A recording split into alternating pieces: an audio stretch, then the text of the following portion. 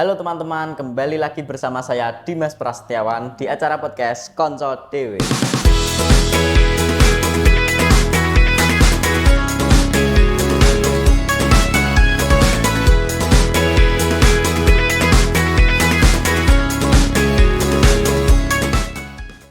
Oke, di acara podcast kali ini saya sedang mengulik tentang tema bully.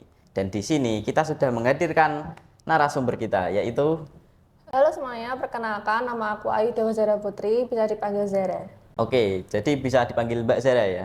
Oke, ini Mbak Zara. Menurut Mbak Zara itu apa sih itu bully?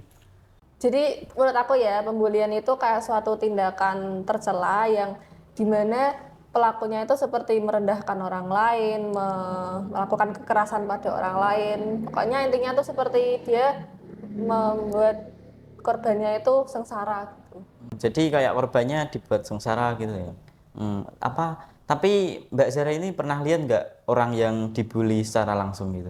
Kalau secara langsung itu depan mata sendiri belum pernah. Alhamdulillahnya belum pernah. Belum pernah. Tapi semisal Mbak Zara ini lihat ada orang dibully secara langsung, itu perasaannya Mbak Zara itu gimana? Kalau dari perasaanku sendiri waktu lihat ada yang dibully itu kayak kesal gitu, kenapa harus ada perlakuan seperti itu, kan jadi korbannya tuh kasihan, nggak dapat perlakuan baik tapi malah dapat perlakuan buruk. Tapi apa yang akan dilakukan Mbak Zara nih, semisal ada kejadian tersebut?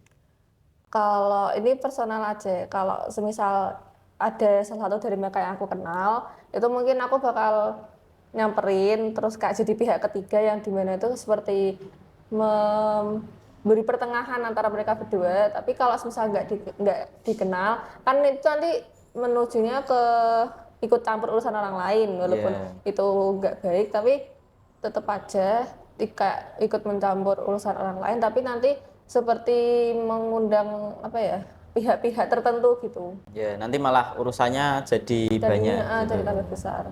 Menurut Mbak Zara ini kenapa sih orang itu suka ngebully gitu? Ada beberapa faktor sih. Faktornya tuh kayak ini pembuli ya.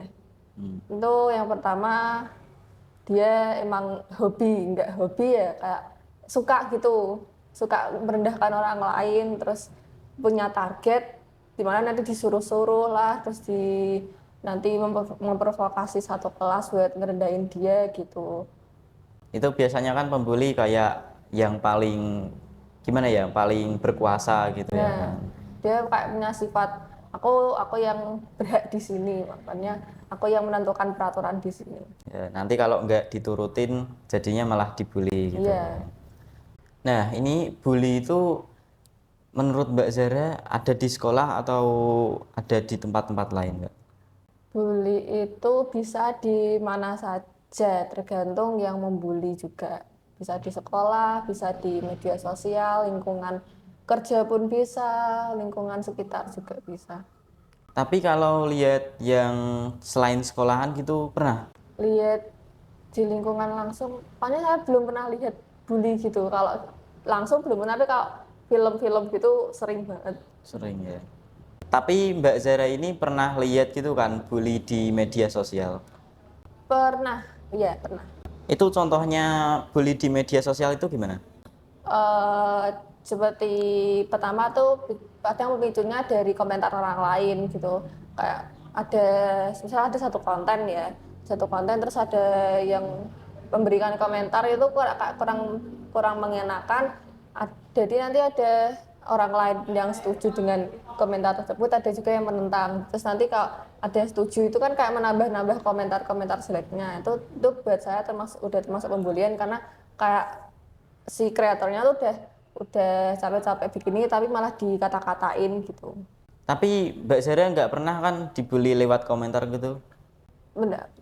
Berarti Mbak Zara nggak pernah komen-komen gitu ya? Nggak pernah komen, nggak berani.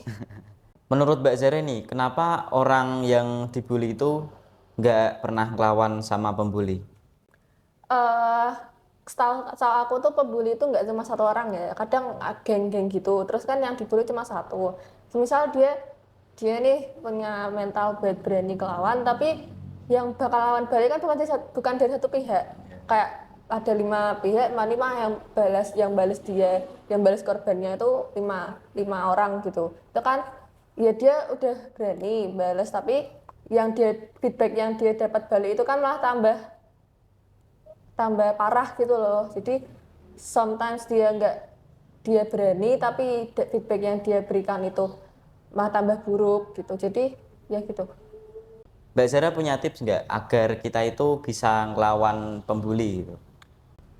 Kalau melawan sih gini, kan ya kayak yang aku bilang tadi ya, biasanya kan membuli itu kayak bergeng banyak gitu, terus yang dibully cuma satu. Jadi kalau emang mau melawan tuh nggak melawan pakai kekerasan gitu. Jadi semisal ya dia pertama diancam dulu, kayak nggak boleh bilang siapa-siapa, tapi dia dia harusnya berani mengutarakannya kayak ke guru atau ke pihak-pihak tertentu. Jadi nanti akan ada, setelah dia melaporkan tuh seperti ada feedback perlawanan, tapi tidak secara kekerasan, tapi secara hal lain, hukum atau apa gimana gitu.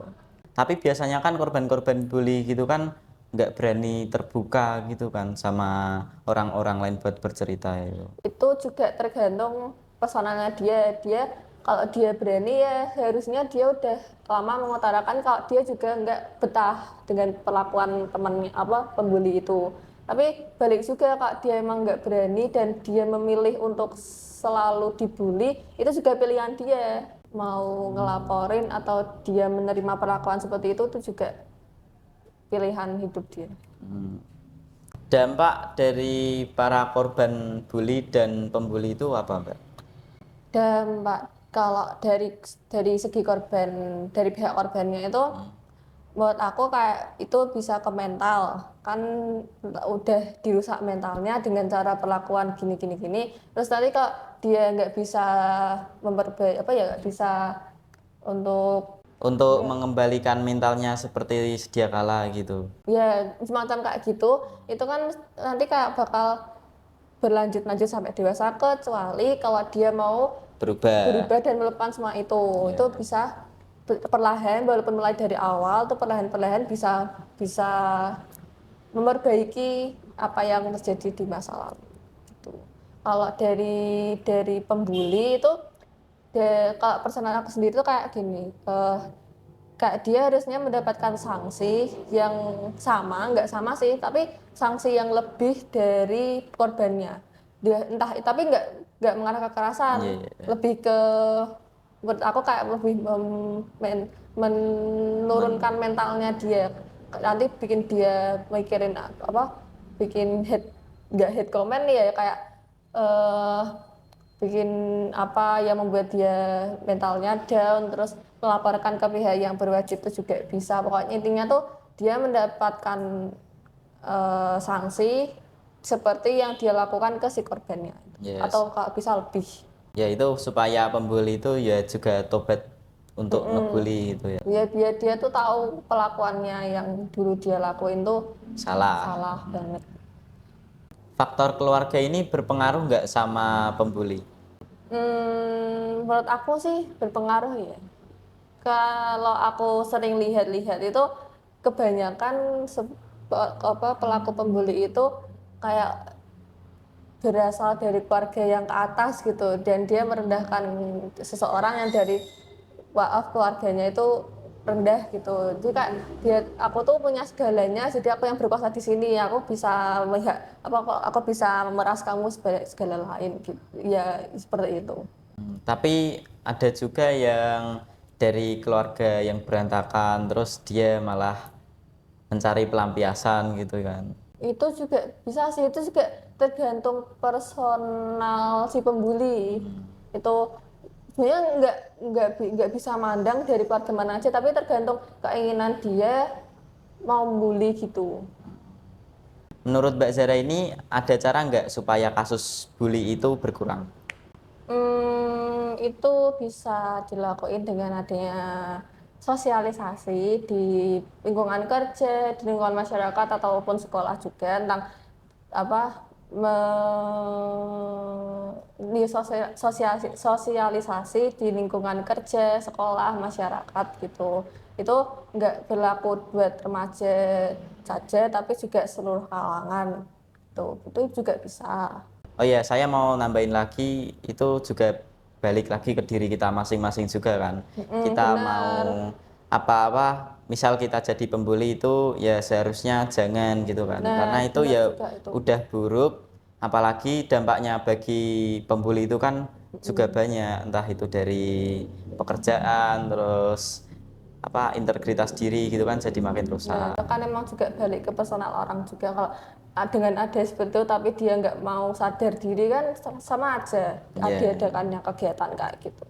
Dan lagi kalau misal saya jadi korban itu kan harus melawan gitu kan supaya minim terjadinya bully-bully juga. Nah, mungkin itu pesan saya gitu ya. Oke, mungkin kita sudah bicara cukup lama ya mengenai bullying-bullying ini. Oke, itu saja yang ingin saya sampaikan. Terima kasih Mbak Zara karena sudah mau diundang pada podcast kali ini. Terima kasih juga. Oke, terima kasih juga buat para penonton yang setia menemani saya dari awal hingga akhir. Oke, itu saja yang ingin saya sampaikan. Terima kasih dan sampai jumpa di video-video selanjutnya. Kapan terakhir kali kamu dapat tertidur tenang? Enggak. Tak perlu memikirkan tentang apa yang akan datang di esok hari. Tubuh yang berpatah hati bergantung pada gaji, berlomba jadi asri, mengais validasi. Dan aku pun tak hadir, seakan paling mahir menenangkan dirimu yang merasa terpinggirkan. Dunia tak pernah adil, kita semua gagal. Angkat minumanmu, bersedih bersama-sama.